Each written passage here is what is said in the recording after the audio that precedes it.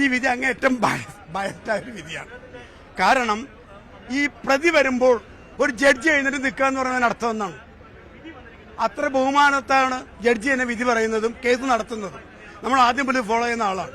ഇതിനു വേണ്ടി അധ്വാനിച്ച women collective, വക്കീലന്മാരെ, അതുപോലെ പി.ടി. തോമസ്, ലാൽ, ഇവരൊക്കെ കുറ്റവാളികളാക്കപ്പെട്ടിരിക്കുകയാണ്. ഒരു സമൂഹത്തിന് അവർ കുറ്റവാളികളാക്കിക്കൊണ്ട് യഥാർത്ഥ പ്രതി രക്ഷപ്പെട്ടിരിക്കുന്നത്. ഇത് അങ്ങേയറ്റം ഹീനമായ ഒരു വിധിയാണ്. ഈ വിധിക്കെതിരെ മുകളിലേക്ക് അപ്പീൽ പോകേണ്ടതുണ്ടെന്നാണ് ഞങ്ങളുടെ അഭിപ്രായം. ആരാണ് ശരി ആരാണ് തെറ്റ് എന്ന് പറയാൻ പറ്റത്തില്ലാത്ത വിധം ഇന്നത്തെ ഹൈക്കോടതിയുടെ വിധി എല്ലാവരെയും വിഷമത്തിലാക്കിയിട്ടുണ്ട്. എല്ലാവരെയല്ല, പലരെയും വിഷമത്തിലാക്കിയിട്ടുണ്ട്. അപ്പോൾ ഏതായാലും ന്യൂസ് 8 ഒരാൾ കൊടുത്ത വാക്കുകളാണ് ഇപ്പോൾ കേട്ടത്. ഒരു പ്രതി വരുമ്പോഴത്തേക്ക് ഒരു ജഡ്ജി എണീറ്റ് നിന്നു. എത്രത്തോളം വിശ്വസനീയമാണ് എന്നറിയത്തില്ല. നമ്മൾ കണ്ടിട്ടില്ലാത്ത വ്യക്തികളായതുകൊണ്ട് നമുക്കറിയത്തില്ല. എന്നിരുന്നാലും കേസിൻ്റെ വിധി പറഞ്ഞതിന് ശേഷം ഒരു പുതിയ രാജാവ് ജനിക്കുന്നു. അത്ര നാൾ മീഡിയയുടെ മുമ്പിൽ തല കുനിച്ച് നിന്നയാൾ, സംസാരിക്കാതെ നിന്നയാൾ, പെട്ടെന്ന് ഒരു വിധി വന്നപ്പോൾ അയാളുടെ മുഖത്തിൻ്റെ ഛായ പോലും മാറിയിരിക്കുന്നു. ഉള്ളിലെവിടെയോ പതുങ്ങിയിരുന്ന്, ചിലപ്പോൾ വിഷമത്തിൽ നിന്ന്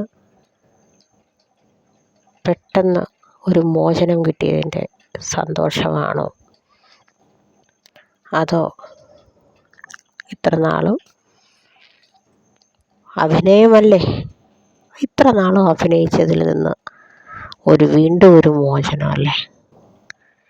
എന്നിരുന്നാലും നമുക്കറിയാൻ പറ്റും, ഒരു മീഡിയയെ അവരുടെ ചോദ്യങ്ങളോട് റിയാക്ട് ചെയ്തിരുന്ന പണ്ടത്തെ ആളും ഇന്ന് വിധി വന്നതിന് ശേഷമുള്ള ആളും തമ്മിലുള്ള വ്യത്യാസം.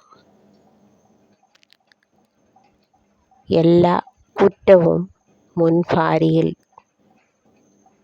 ചാർത്തിക്കൊണ്ടിരുന്ന അക്യൂസ്ഡ് എന്നാരോപിച്ച പ്രതി, എന്നാൽ അദ്ദേഹത്തിന് ഗിൽറ്റി മൈൻഡ് ഇല്ലായിരുന്നു എന്ന് ഇപ്പോൾ അറിയുകയാണ്.